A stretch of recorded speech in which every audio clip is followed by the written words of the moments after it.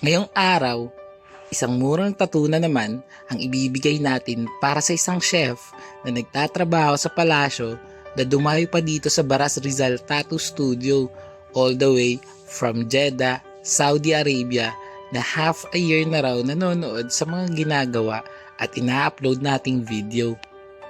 Anyway, client requested a patch tattoo sa kanyang lower right forearm paikot. Meron na siya existing knife tattoo and as a chef, gusto niya consistent na puro related sa pagluluto ang mga designs na ilalagay niya. Kagaya nga ng sabi ko kanina, nagseserbisyo lang naman etong si boss sa palace. Yung may mga prinsipe.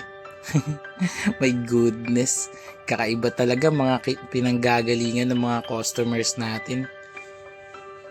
Nakaraan, merong seaman, welder, construction, teacher sa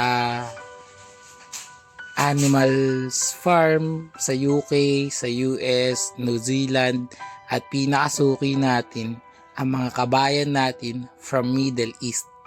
Last time ay tattooed a chef from Qatar, Kutsilya and Lotus yung nilagay namin. May pagka-abstract yung style pero this time literal na foods na. Mga ilalagay namin dito sa braso ni boss: burger, aromatics, lobster, gimbap, pizza, steak, cake, tomatoes, and other vegetables. Meron ding siningit na clown masks. Di ko na tinanong kung para saan pero trip niya yan eh. Medyo maliit lang kaya challenge pero accepted yan para mag-improve as a tattoo artist. Ganun naman palagi, di ba? Speaking of food, share ko lang guys. Sobrang hilig ko nga pala sa food. Halata naman siguro, no? Ewan ko ba? Ang sarap naman kasi talaga kumain. Lalo na pag may kasalo. Siguro dahil na rin sa nung mga bata pa kami, sinanay kami ng parents na mga magulang na guardian namin. Dapat sabay-sabay kami kakain. Kahit na mapa breakfast, lunch, dinner, o kahit na merienda pa yan. Sa ganung paraan kasi, walang mauubusan. Makakatikim lahat at yun din kasi ang oras para makapagkamustahan, makapagharap-harap kaming family kasi pagtapos ng salo-salo, balik na ulit sa kanya-kanyang buhay at mga gawain. Yung mga bagay-bagay sa sariling mundo. Kaya nga, I'm so thankful pa din sa tradition or sa practice namin na yun sa lamesa. Na dapat magkakasama kami dahil dun it brings us more closer to each other and it feels like the bond is getting stronger. Kaya naman din close kami and we know well each other better. Naalala ko tuloy yung kanta ni Noel Cabangon na natatandaan mo pa ba? Sa idolala muna ko, oh my god. Pero ang ganda nitong kanta na to eh. Inukit kong puso sa punong mangga at ang nalay kong gumamela.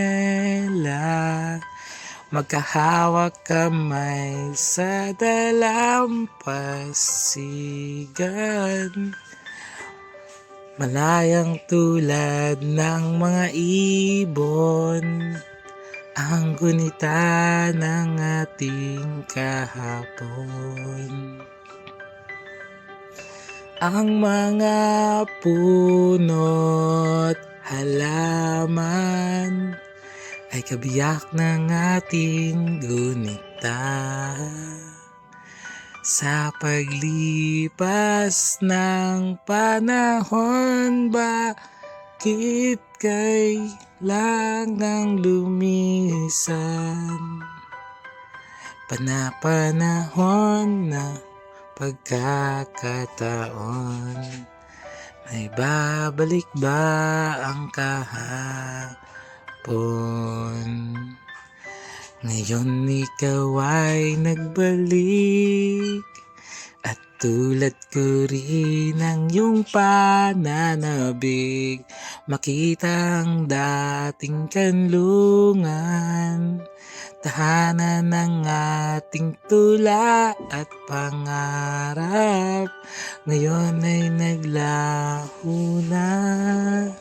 Saan hahanapin pa? Teka. Napahaba na naman tong kwentuhan at kantahan natin, pero naalala ko kasi tong song na to kasi nung bata pa ako, merong TV commercial kung saan kumakain yung isang pamilya magkakaharap, and doon sa time-lapse ng video pinapakita doon na habang lumalaki sila isa-isang nababawasan yung member ng family na nandun sa pagkainan, and hanggang sa pagtanda natira na lang yung parents nila.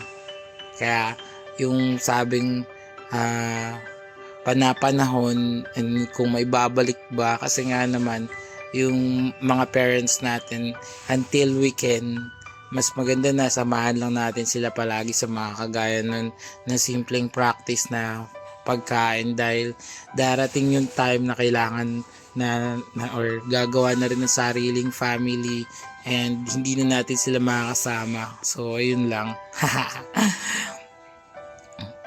Pasensya na kayo guys sa pagkanta-kanta and sa haba nitong video, pero comment lang kayo dyan, baka naman pwede nyo ako payuhan kung paano ko ma-improve yung pagkanta at tattoos ko. Yung kasi mga libangan ko.